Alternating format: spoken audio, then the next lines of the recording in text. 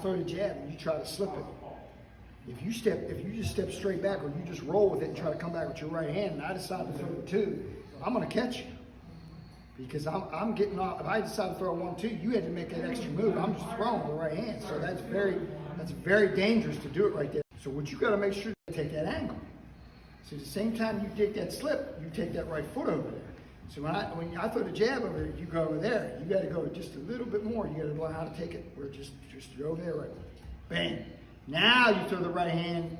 Mine is empty here, and I'd have to turn myself, and I'm actually you're gonna beat me to it.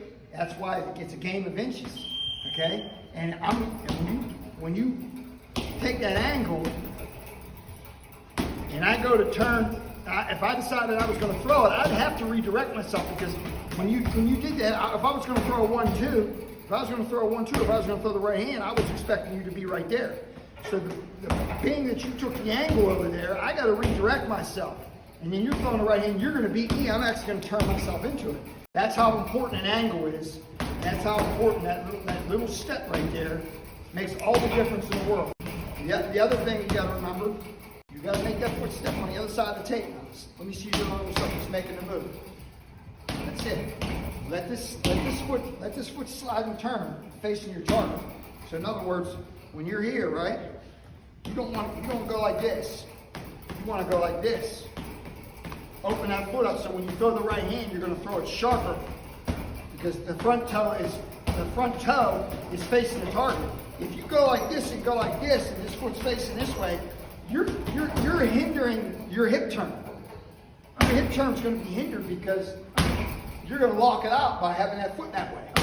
So that foot should be predominantly facing the target. I always say, here's 12 o'clock, here's 1 o'clock. You want to be at anywhere from 12 to 12:30, 1 o'clock. You don't want to be past 2. When you're at 2 o'clock, now you're locking your hip out. You're going to lock this hip out, I can't turn. You see what I'm saying?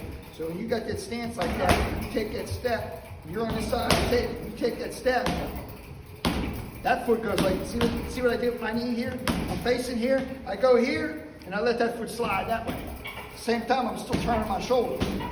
So I'm going like this. I'm here, step in here, foot's turning, that foot turns that way, while this shoulder's pointing at the guy, and now I'm coming, bam. Now I'm going to turn that thing into real nice. Let me see you try. That's right. Now you got a sharp right hand.